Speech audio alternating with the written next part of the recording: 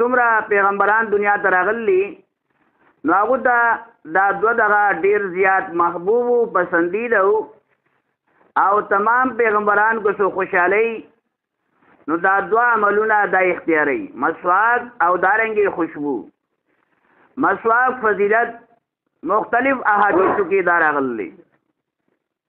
چې کله مسواک سره موز وکړلی شي نو د هغې فضیلت به نورو موزونو باندې دی یو مسلمان دی چې هغه یو عام موز کوي بغیر د مسواک نه نو د هغې درجه ډېره زیاته کمه ده او چې کله مسواک واخلي او مسواک استعمال کړي هغې سره موز وکړي نو د هغې درجه ډېره زیاته ده هغې پورې چې 70 درجې لکه یو کس دی هغه 70 درجې د هغه موز کمې درجې والا دی او بل مسلمان چې کله مسواک سره یعنی عدس کې مسواک استعمال کو نو د موز هغه 70 درجې دا غوره دی نو دا دوه شیزونه داسې دي که یو سړی دا وایي چې زه تمام پیغمبران زمونږ پیغمبر دارنګې مخکې چې څومره پیغمبران راغلي تمام پیغمبران خوشحالوم د هغوی سنت ادا کوم نو دا دوه عملونه دا د اختیار کی التعطر والسواک من سنن الانبیاء خوشبو لګول او مسواک د ټولو پیغمبرانو سنت دي چونکې د دې تعلق صفحې سره دی چې کله یو مسلمان مسواک وي نو خوله یې صفا ده یو انسان د پیالۍ کې چې ورکا یا شربت ورکا یا اوبه ورکا لیکن هغه ګیلاس دی نو د هغه ورته کله لاس دی چې ګیلاس پکې نه ګنده ځان پوهه که د خدای بنده کپ دی هغه پیالی ده چې پکې نه ګنده ده له پاسه نه خپرې ده نو داسې پیالی کې داسې ګیلاس کې څوک خورا څښاک نه کوي تاسو ګورئ چې د دې نه زیاته بهترینه پیالی چې هغه د انسان خوله ده دې په دې باندې خورا څښاک کوي د خوراک ذرات چې کوم دی هغه بعض ذرات داسې وي چې هغه خولې کې پاتې شي او هغه څښا شي یو شی خولې کې کېده یو شی بار کېده بیا ورته ګوره زما وروره هغه بار چې کوم شی دی هغه دومره زر نه څښا کېږي چې کوم شی خولې کې پاتې شی دی هغه څښا شو هغه څښا شوه خوله یې دا شی دی چې شی پاتې شي هغه څښا شي بار یو شی دا یخې دی هغه دومره زر نه څښا کېږي باغې باندې تر و تازه هوا لګي د انسان چې کله بل ټیم خوراک کوي څښاک کوي دغه غذایي اثرات چې کوم دی د انسان معدې ته ځي نو انسان چې کوم دی ورسره بیماریږي ښه هغه شی چې کوم څښا شی دی هغه د جسم ته لاړ ښه او نرۍ غوندې ټکې واخله هغه غاښونو کې ووه او بیا پوزې ته ډیلې باټۍ ته نږدې کا تا ته به ولګي په خپله پته چې خبره صحیح ده یا غلطه تا ته به ولګي پته لیباټي بالکل نږدې ده سزې ته تلو ضرورت نشته دی نږدې الټراساونډ لیباټي ده هغه ټیسټ د هغه ساتي رزلټ وکاږي تا ته به وایي چې دا شی څنګه دی د دې وجې نه د مسواک اهتمام ځکه راغلی ښه چې پیغمبر علیه الصلاۃ والسلام چې هغه د خوشبو خزانه وه زموږ پیغمبر چې دا د خوشبو خزانه وه زموږ پیغمبر ووایه صلی الله علیه وسلم په کومې لارې باندې به روان نو پته به لګېله چې په دې لارې پیغمبر تللی لارې نه خوشبو به روانه وه کم مجلس ته به چې لاړ نو د هغې نه پته به لګېله چې دې کې پیغمبر دی لہذا د پیغمبر علیه الصلاۃ والسلام جسم مبارک ټوله خوشبو هی خوشبو وه لیکن هغې نه باوجود بیا هم پیغمبر علیه الصلاۃ والسلام فرمایي چې ما ته خوشبو خوښه ده ما ته خوشبو خوښه ده پیغمبر علیه الصلاۃ والسلام ودرې یو زنانه ده ام سلیم ده د هغې نوم دی ام سلیم وایي رضی الله تعالی عنه هغه څه کوي ګرمۍ موسم دی پیغمبر علیه الصلاۃ والسلام جسم مبارک باندې خوله راغله تیزه خوله راغله نو هغې یو بوتل راغستی دی او هغه بوتل کې چې کوم دی هغه خوله دی پیغمبر علیه الصلاۃ والسلام جمع کوي هغه اچوي کله چې پیغمبر علیه الصلاۃ والسلام بیدار شوي ای ام سلیم دا څه کوي هغه ای د الله پیغمبره دا خوله جمع کومه دا دې لپاره چې موږ خپل خوشبویانو کې اچو چې هغې سره خوشبو تیزه شي خوشبو تیزه شي د پیغمبر علیه الصلاۃ والسلام خوله مبارک داسې وه چې صحابه کرامو به وایي چې موږ خپل په دغې کې واچو چې دا خوشبو ورسره تیزه شي د دې وجې نه پیغمبر علیه الصلاۃ والسلام ته او تمام پیغمبرانو ته دا یو عظیم الشان محبوب شی او پسندیده شی چې دا تمام پیغمبرانو ته دا خوښ لہذا موږ لپاره هم دا خوښول پکار دي خوښول پکار دي بعض وخت کې دنیا کې هم الله تعالی بعض انسانان ته خوشبو ورکړ دا یو کس دی د هغه نوم دی خواجه مشکي د هغه نوم مشکي وخه په دې خوشبو کې بعض خوشبو داسې وي چې د هغې قیمت څوک نشي ادا کولی ښه دومره که یو شیشه ته اخلي نو هغه په لکاو تا ته نه میلاویږي ښه مشک هغې ته ویلی کېږي ښه ډېره زیاته تیزه خوشبو وي ډېره قیمتي وي ښه اوسۍ چې کوم ده اوسۍ کې الله تعالی بعض وخت کې دومره یو خزانه پیدا کړي دومره یو ګوټه پیدا کړي باید چې هغه د خوشبو وي ښه د هغې قیمت ډېر زیات وي ښه او دارنګې دریاب کې بعض یو شی داسې دی چې هغه دریاب کې پکې دی خو چې کله باران ورېږي نو دغه جانور چې کوم دی دریاب ته راشي سمندر کنارې اوچت ځای ته راشي خوله وازه کړي او د باران ساز کې پای کې ارتاو شي فورن چې کوم دی هغه خپله خوله جبه کړي کارخانه جبه کړي که چېرته دو ساز کې راشي نو د هغې نه دو موتیان جوړېږي او که چېرته یو ساز کې منې خوله بند کړي نو یو موتی جوړېږي باران دومره قیمتي شی دی دا باران ساز کې هغه خولې کې خپل دغه کړي لاړ شي خپل ځای ته بیا په هغې باندې څه وخت تېر شي نو د هغې نه موتی جوړ شي موتی هغه شی دی چې قرآن پاک کې د هغې بیان راغلی ډېر قیمتي شی دی بیا دغه موتی چې کارخانې کې تیار شي مکمل شي نو هغه خپل د خولې نه بار وغورځوي بیا میان دي نو دغه موتی چې کوم دی دا ملغلره دا موتی یو دی یا دو دی هغه څه کوي هغه خوري بیا دارنګې دا د هغې جسم ته لاړ شي مایع چې کوم دی بیا کله وچوبې ته راشي او د انسانانو غذا جوړېږي نو دا انسانانو ته د هغې فایده حاصلېږي نو هغې خېټه چې سېرېږي نو کله کله چې ته خطا شي مایع ځان له واخله کېدای شي ستا قسمت کلاو شي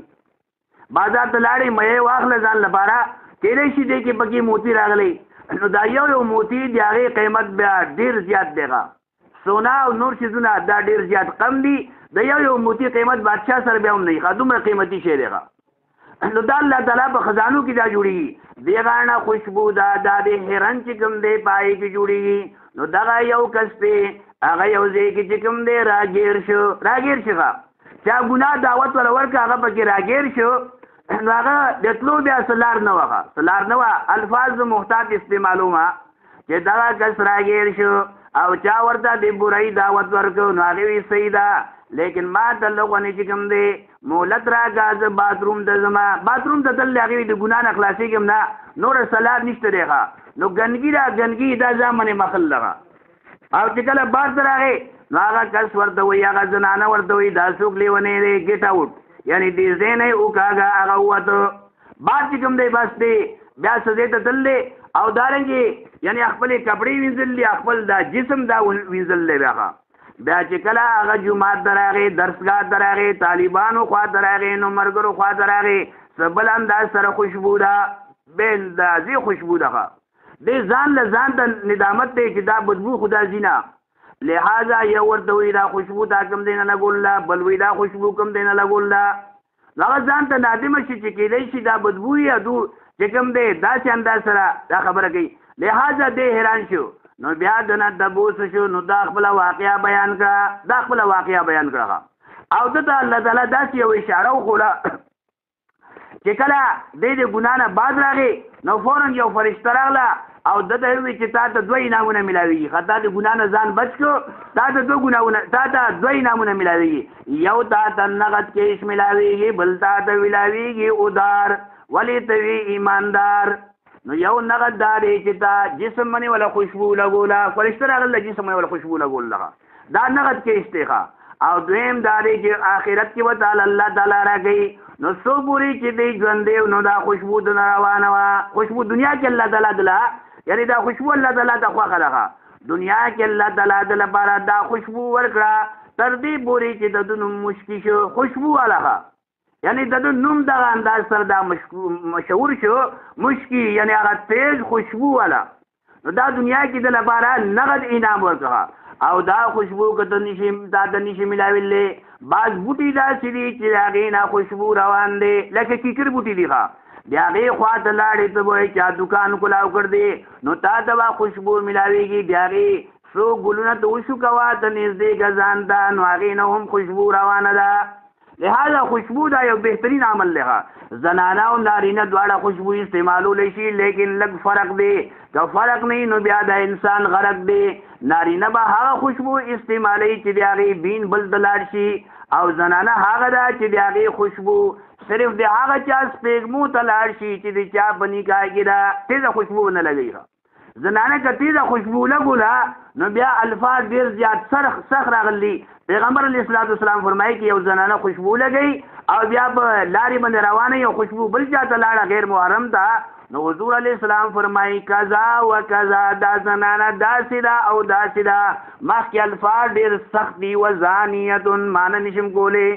سخت الفاظ پیغمبر اسلام فرمایلی دي نو لهذا زنانو هم خوشبو لګولی شي خو چې د هغې یعنی بین وغیره بعد لرې نه ځي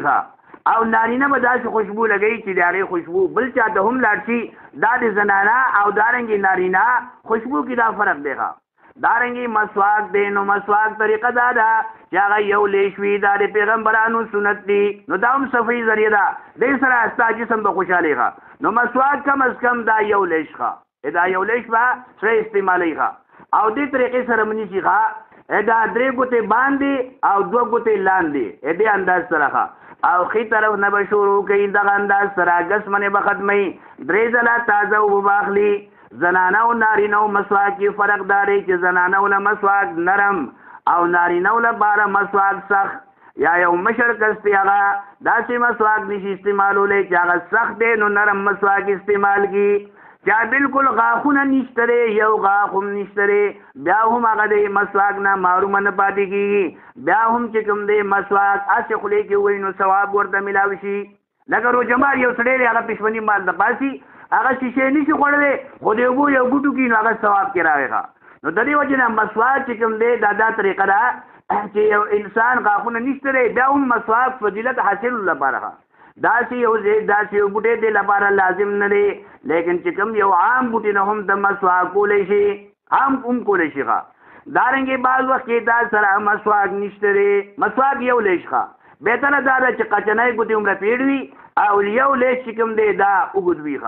دې انداز سره دا استعمالوي او بیا چې کوم دی دا وینځي به استعمالوي خو دا مسواک کله کله دا مخې نه یعنی دا کټکول پکار دي او دې انداز سره دا استعمالول پکار دي بعض کسان داسې وي هغوی سره مسواک پروت وي نو هغې کې کلونه تېر شي هغه شان له مسواک نه ختمېږي مخکنی مسواک چې کوم دی دا استعمال که ورسره چې کوم دی هغه کټ کوه نور تازه مسواک جوړوه دې انداز سره مسواک به په مخه ځي تر دې پورې چې ستا ګوتو کې بیا نه راځي نو بیا هغه یعنی صفا دې کې هغه ځمکې کې دفن کا صفا دې ته وغورځوه دا د مسواک فضیلت ډېر زیات راغلی دی د دې وجې نه د دې اهتمام پکار دی او که بعض وخت کې داسې که مسواک نه وي نو د شهادت ګوته چې کوم دا به ته نیت وکړې د دې نیت به وکړې نو مسواک ثواب به تاته میلاو شي یا دارنګې بعض وخت کې پیړه کپړه ده هغه به ووایي او مسواک چې کوم دی دا به استعمالوي بعض کسان دا وایي چې دې سره غاښونه نه صفا کېږي مسواک سره غاښونه نه صفا کېږي نو غاښونه چې کوم هغه وخت لحاظ سره چې کوم خوراک کاکو کې هغې لپاره بهترین شی دی لیکن که یو داسې انسان دی چې هغه مسواک نه دی یعنی غاښونه نه دي صفا کړي او دارنګې هغه سپین غاښونه دي بار دې باندې خوراک کوي نو یو کپړه سپینه ده او دې باندې بریاني چاول ولګېدل دې باندې سالن ولګېده دې باندې بل شی داسې ولګېده څو ځله ولګېده نو اوس تا ته زه نر ویم دا کپړه ته صفا کړه سپینه کپړه ده دا نه صفا کېږي دا چې کوم دی تیزابو سره هم نه صفا کېږي هغه وخت لحاظ سره که زر ته پرې اوبه واچولې صفا شله نو زموږ غاښونو دا مثال دی چې هغه موږ صفا کوو نه نو چې نه صفا کوو دغه انداز سره په مخه هغه څه کېږي هغه ګنده کېږي نو د دې وجې نه که د دې نه علاوه څوک خپل غاښونه نور دغې سره یعنې صفا کوي نو د هغې هم اجازت دی هغه هم صفا کولی شي لکه زنانه د دنداسه استعمالوي یا برش استعمالوي یا بل داسې صفایي لپاره لیکن دا د فضیلت لپاره هغه وخت لحاظ سره یعنی دا مسواک هغه وخت لحاظ سره صفایي کوي چې کوم هغه تازه خوراک کار د کړ دی دا څه شی دی نو هغې لپاره مسواک دا څه دی دا بهترین شی دی صحابه کرام وه غوږ له پاسه دا به یې کوي غوږ که ستا یې غوږ دا دی غوږ ښه نو دې له پاسه چې کوم دی صحابه کرامو دا به یې کوي مسواک به یې استعمالو ښه دارنګې خوشبو او دارنګې مسواک دا اوچت عملونه دي دا استعمالول پکار دي نن موږ مسلمانان چې کوم دی چې زموږ جیب څوک ولټوي نو هغې کې خوشبو پته نه لګي نسوارو پکې ښه وافر انداز سره ته جیب ولټوه هغې کې نسوار پراته دي بدبودار شی پروت دی که دا بل جیب وله لټای نو په هغې کې سګرټ پراته دي او که پنجاب ته لاړ شي ګوټکه ده خله چې کوم دی هغه ته به یک تک سره ده. اوس د چا وینه سکل دا هغه سیده خور چېرته دغه دی وینه یې تازه تازه سکل دا سړی ته تښتېدلی نو خوله به د هغه بالکل تک سره یي خوله به یې ګنده یي. نو دا هغه کسان چې هغه بالکل خپل خوله هغه نه سبا کوي نو ظاهري او باطني نقصانات پکې ډېر زیات دي. ظاهري دا دی چې دته ډېر امراض داسې دي چې هغه د صفایي نه کولو دی وجه نه بعض انسان جومات ته لاړ شي جرابونه بدبین روان دی بدبو ده نو لحاظه دی نه به ځان ساتي. بعض انسان داسې دی چې جومات ته داسې کپړې راړي چا کپړې داسې دي چې یا ګیرج کې کار کوي یا چې کوم دی د رنګ کار کوي یا نور د دنیا څه کار کوي نو هغه کپړو سره یا ذمېدارۍ والا کپړې دي یا تازه تازه تاسو کار واخلي یا چې کوم دی کوم کپړې داسې دي چې هغه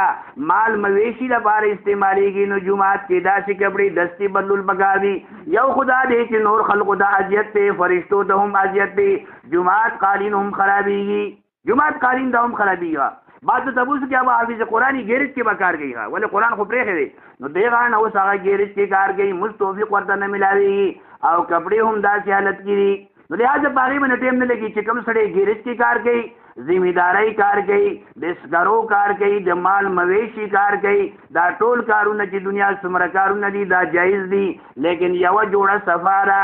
کله چې دی موس کوي نو لحاظه دا کپړې لري کې پای باندې منټ هم نه لګي یو منټ هم نه لګي او ستره کپړې واچوي نو لحاظه جمعه ته دا بو خیال به هم ساتي نور چا ته فرشتو ته هم به اذیت نه ملاوېږي. دغه کپړې که دی عام طور سره د چا مخې ته ځي نو نشي استعمالولی او جومات ته راځي جومات کې استعمالوي نو لحاظه د دې خیال ساتل پکار دي. نو بعض انسان داسې دی بعض وخت امام هم داسې خیال کوی ګورئ بعض وخت مقتدي هم داسې کپړې سره نه بدلوي نه بهتره دا دی چې ستا دغې باندې خوله راشي اوبه واخره دي نو لهٰذا دا کپړې ځان لپاره پخپله صفا کړه پخپله صفا کړه صفا سوتره نو د هغې خوند د هغې اثرات دا زیات وي د هغې زیات دغه وي نو لهٰذا کپړې هم صفا دارنګې چې کوم دی خپل جسم دا وغیره دا هم ساتل پکار دي صاف سوتره الله تعالی ته صفایي ده خوښه ده نو صاف سوتره. تاسو ګورئ چې کله یو مسلمان دنیا نه ځي آخري وخت هغه ته هم دغه یعنی صفا جامه ورته ملاوېږي داسې جامه چې هغې کې جیب نشته دی کپړو کې ګینده هم نشته دی کفن کوي یو سړی کفن جوړوي یو اسانه طریقه ده اوږده کپړه راړه یو د هغه د جسم نه لږه زیاته ناب کا بل د هغه کمیس دی د هغې مطابق هغې میز کې بس یې دغومره ځای کټ کړه چې دا سر پکې چې هغې ته وایي کمیس ښه دا شاته راواړوه مړی چې کله پرې واچو نو دا چې کوم دی